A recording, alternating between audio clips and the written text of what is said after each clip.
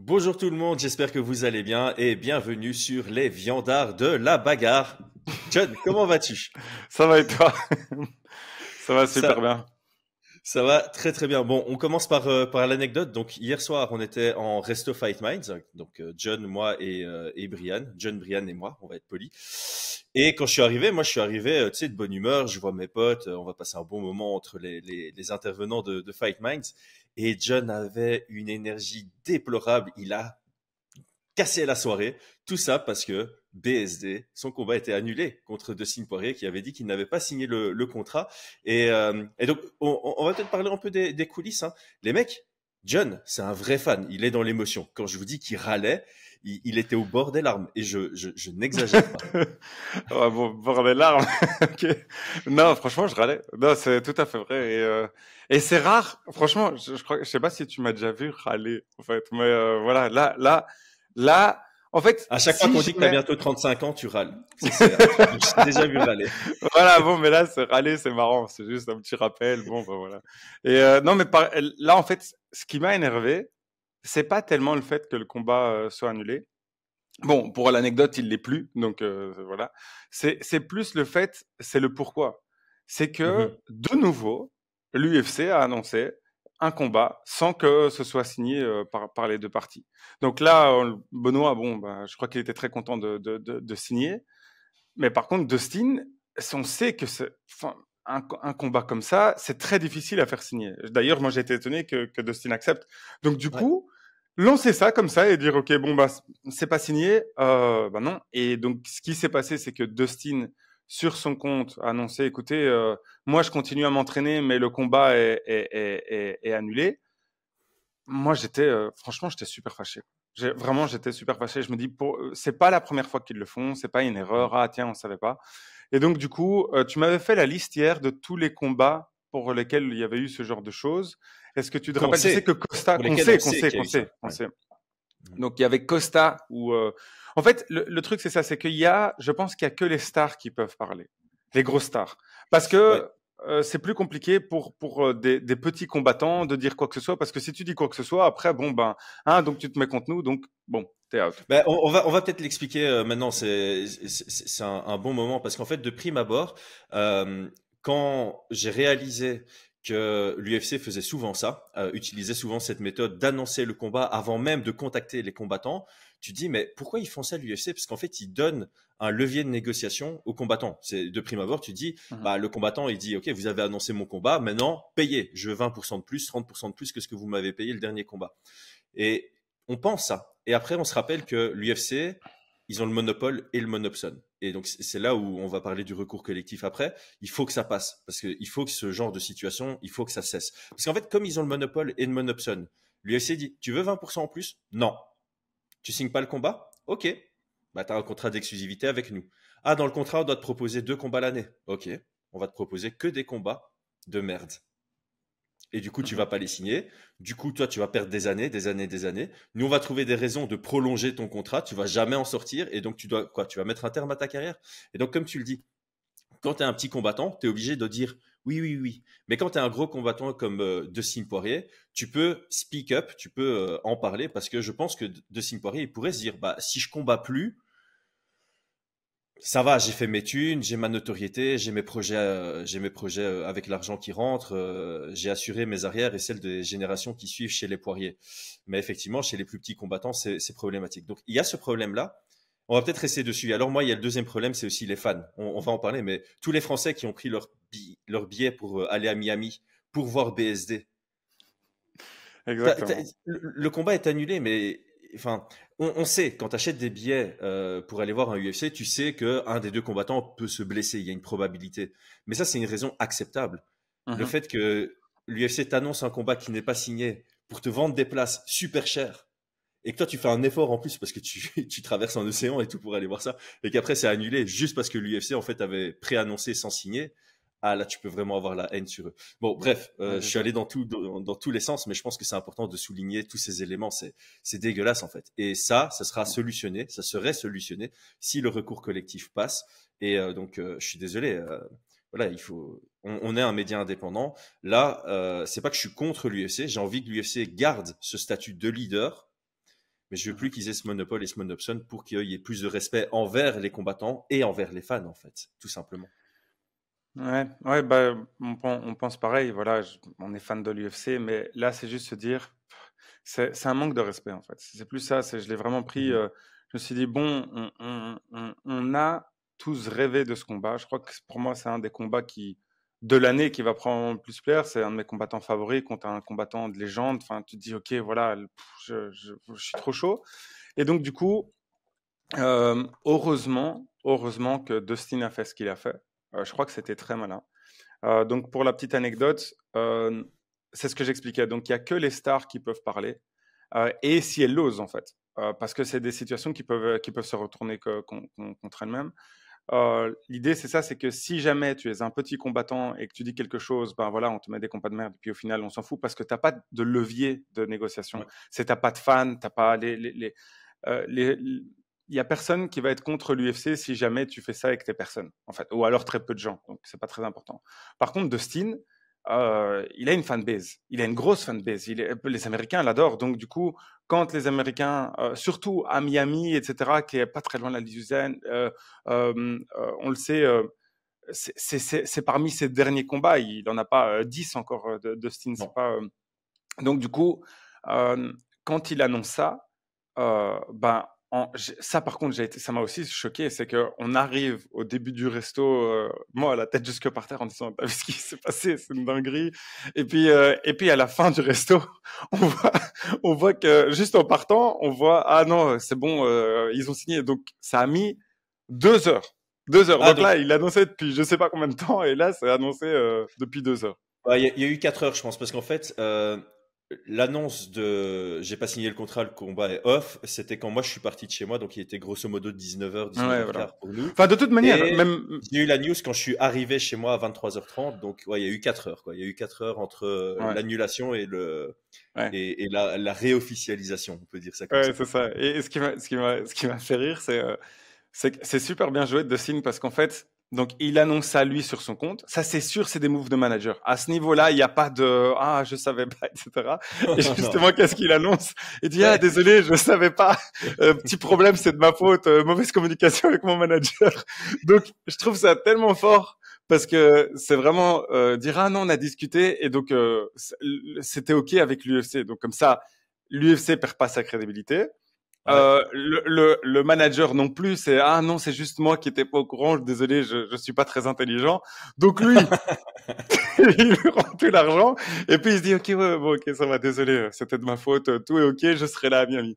Bon, déjà ça me fait plaisir parce que ça envoie un signal à l'UFC. Parce que Costa l'avait fait, il y en a plusieurs. Hein. Je me rappelle pas de tous les noms, mais je crois que tu es plus doué que moi pour pouvoir dire ça. Mais En fait, il y en a qui ont ouvertement dit que c'était le cas. D'ailleurs, BSD, hein, le clan BSD a dit bah, ça a été annoncé avant même qu'on ait signé. Mais il y en a beaucoup qui l'ont dit alors qu'ils ont signé par la suite. Tu vois, Cyril Gane avait dit que son combat contre John Jones, il avait découvert c'est sur les vrai. visuels je crois qu'il était, bah, il était là pour le À combat de Las Vegas Nassourdine pour contre, Nourdine. Ouais, c'est ouais, Nasruddin. c'est Ouais. ça, pour Nassourdine contre Strickland. Et puis ils étaient en dehors du stade et ils ont vu John Jones contre Cyril Gane annoncé et il n'avait pas encore signé. C'est ça. Euh, bah, euh, que ça, c'est un cas classique. Et bah, Fioro contre Blanchfield, hein, ça a été annoncé alors qu'il n'y avait même pas eu C'est un ça. message en disant est-ce que vous voulez prendre Blanchfield. Ça a vraiment été annoncé, il n'y avait même pas encore eu la moindre discussion, quoi. Et il y a beaucoup d'autres exemples. Je pense que Paulo Costa, toutes ces annulations, c'est ça. Et c'est ce Mhm. que je disais hier au resto. Ouais, il y a aussi des fortes rumeurs que Nassourdine contre Ikram, c'était pareil. Euh, Et ça, donc c'est tout ici, ça, je te c'est donne que ceux des exemples en qu'on sait français, mais entre guillemets. C'est ça. C'est que ouais, et et ça, c'est combien. que la partie visible de l'iceberg. Il y a beaucoup plus que ça. Il y a beaucoup plus que ça. Et je pense C'est ça. sincèrement qu'il y a beaucoup de combats annulés pour blessure qui sont pas en fait annulés pour blessure. C'est juste que le mec, il l'a pas signé et il se dit, avec la pression de l'UFC dont on a parlé à cause du Monopson et du Molopsol, Monopole et Monopson avant. Tu rigoles, hein. Ouais. Euh, Ils préfèrent simuler une blessure que de Mhm. pas signer parce que s'ils signent pas, ils savent qu'après l'UFC sera sur leur dos. Et d'ailleurs, en fait, il y a moyen de supporter ça. Pour ceux qui suivent un peu tout ce qui touche au recours collectif, dans le cadre du recours collectif, il y a des emails envoyés par Joe Silva, l'ancien matchmaker de l'UFC, vers Dana White, vers les combattants, vers les managers. Tu vois, leur méthode, c'est vraiment ça. C'est vraiment de la pression de business qui a un monopole, quoi. Et C'est ça. ouais, faut que ça change. Faut que ça change. Ouais, et je me dis, allez, il y a certains combats, imagine-toi, tu es manager et tu vois qu'on t'annonce un combat, normalement tu pensais que tu allais avoir un combat pour le titre, au final, ah bah voilà, admettons, Oliveira. Si Oliveira, ça s'est passé comme ça, t'imagines, c'est que normalement tu as un combat pour le titre, tu te blesses, tu as un problème, bon, on sait que c'est en partie de sa responsabilité parce que voilà, les sparring comme ça, normalement, pour y arriver juste avant le combat, c'est assez fort, mais... Donc tu dis bon ok ça va, j'attends juste un tout petit peu parce que de toute manière il y a Ramadan et puis c'est moi qui suis sur la liste pour pouvoir combattre. Et là il t'annonce, tu vois sur internet, ah non en fait tu combats contre Sarukian et t'es le manager d'Oliveira. C'est compliqué tu vois, t'es même pas en Ah position ouais? de pouvoir négocier, tu vas pas redire de nouveau tiens j'ai une blessure.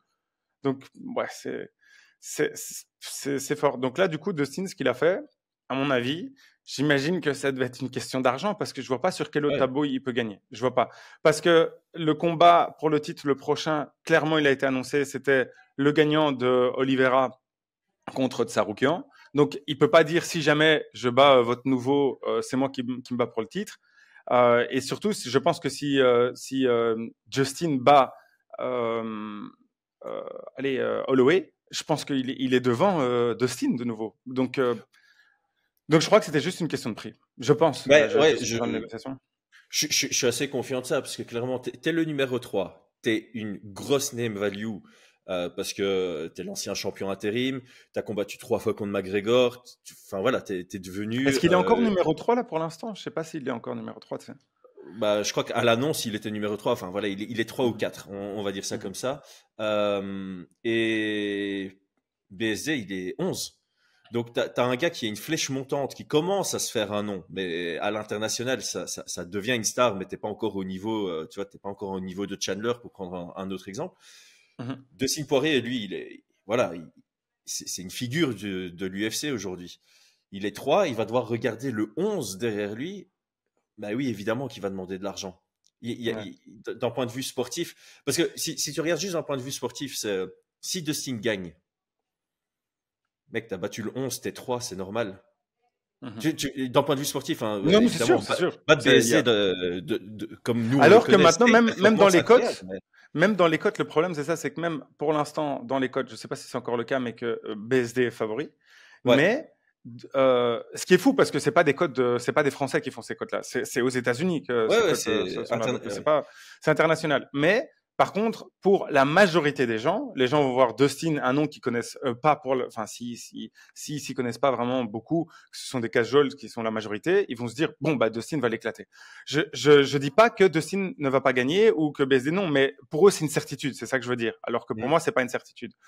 Donc du coup, à ce moment-là, tu te dis bon, si jamais cette certitude s'effondre et que BSD gagne, ce qui est probable, possible, ben du coup, l'image de Dustin, c'est oh, tu te fais prendre par personne, maintenant t'as trop attendu, t'es vieux, enfin tout ce que tu veux. Et alors, son image est défoncée, donc il prend un Bien sûr. risque énorme, Dustin, énorme, énorme, Ouais. énorme. Non, bah c'est clair parce en plus il sort d'une grosse défaite. Hein, il prend un KO contre Justin Gaethje, donc il est supposé se relancer. Et justement, et quand tu parles des casuals, tu vois, donc quand on parle des casuals sont ceux qui regardent que les main events des Mhm. pay-per-view. Et j'avais dit ça dans un autre podcast. Il y a quelqu'un qui avait dit ouais, moi c'est mon cas.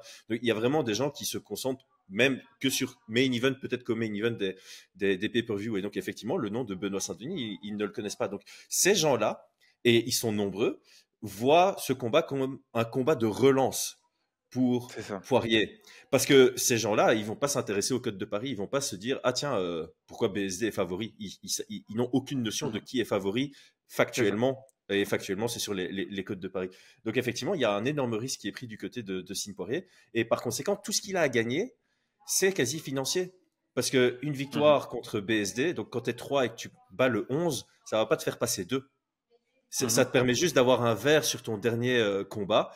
Et voilà, alors je suis pas en train de minimiser. Encore une fois, nous, on sait, on suit tous les UFC, on sait que quiconque sera le premier à battre BSD en lightweight, ce sera une énorme performance. Énorme. Mais le grand public ne le sait pas, surtout pour quelqu'un comme Dustin. Donc ouais, je comprends et je te rejoins, je pense que c'était un move stratégique en négociation de dire ouais non, le combat est annoncé. Parce que il y a aussi ça, le combat ça fait quoi, 3 semaines qu'il a annoncé comme officiel, 3-4 semaines. Ouais, c'est Pourquoi il ça. fait ça 3-4 semaines après? Et Il n'a pas tu discuté fais, avec le manager. tu vois, Il n'y avait pas de réseau pendant 3-4 semaines. pour moi, ce que ça veut dire, c'est qu'il y a eu des négociations qui ont tiré en longueur pendant 3-4 semaines. Et à un moment, le clan Dustin s'est dit, tu sais quoi, sa mère. On dit que c'est off et gros coup de pression. Donc là, à mon avis, tout s'est passé par email. Quoique, avec le recours collectif, je me demande si ça. Parce Non, que, là, je pense que ça a dû se passer par call après. mais oui, À parce cette qu'en fait, vitesse-là, c'est sûr et certain. Parce qu'à la limite, même si jamais tu es dans le clan Dustin, tu fais ça, attends un peu que la sauce elle prenne. Enfin là c'est fou. Tout ce qu'il y a eu sur internet c'était énorme. J'ai vu un gars, c'était trop énorme. Le commentaire, je crois qu'il avait eu genre 500 likes en rien du tout, genre en 10 minutes. Il avait juste mis Dana 2 points. This kid, he just doesn't want to fight. Tu vois genre la phrase que Dana dit toujours, il dit toujours genre ouais bon ce gars, bon au final il veut jamais se battre. On lui propose des combats mais il veut pas se battre. Et non en fait c'est pas qu'il veut pas se battre, c'est qu'il y a rien de signé encore. Tu vois donc. ouais. Et voilà, là où je veux en venir, c'est que tu vois, je disais, ça fait 3-4 semaines que c'est potentiellement en négociation, mais je me demande si vraiment les négociations sont par mail, parce que aujourd'hui, dans le cadre du recours collectif, les mails sont publics, ils sont accessibles. Et on sait que le recours collectif, c'est de 2013 à 2017 ou 2011 à 2017. Mais il y a un deuxième recours collectif en parallèle de 2017 jusqu'à aujourd'hui. Et donc l'UFC, ils doivent savoir, ils doivent dire, OK, si on continue à faire nos méthodes par mail, c'est tracé. Donc maintenant, à mon avis, la plupart des négociations, c'est par call. Et donc là, effectivement, comme tu dis, ça a été annulé 4 heures après, ça a été réofficialisé. Probablement qu'il y a eu un long appel téléphonique où les termes ont été définis et où ils ont trouvé un juste milieu, un petit accord, quoi. J'imagine les calls. Alors, 500 000 en plus? Non. 600? Non. 600, tu montes, mon négociateur. Mais t'imagines, enfin, bon, bien sûr, c'est beaucoup plus que ça, mais ce que je veux dire par là, c'est le seul truc qui me fait plaisir. Bon, il y a plusieurs trucs qui me font plaisir dans cette histoire. Maintenant que c'est officiel, c'est vraiment officiel. Voilà, maintenant que c'est passé. Je trouve ça vraiment cool parce que Dustin, maintenant, il envoie un signal en disant, les gars, faites attention avec ces méthodes parce que ça peut vraiment se retourner contre vous. Parce qu'en regardant tous les commentaires, l'UFC, et Dana étaient en train de prendre très cher, très très cher. Ah ouais. 2, le combat est officiel, donc là, je suis trop content. 3, il va y avoir, à mon avis, une possibilité pour en tout cas, c'est ce que je pense. Je pense que maintenant, c'est sûr et certain qu'il y aura ce combat. Je m'explique. J'avais peur avant que le combat s'annule. Pour moi, je me disais, c'est possible qu'ils ont forcé la main de Dustin et Dustin va dire, je suis blessé.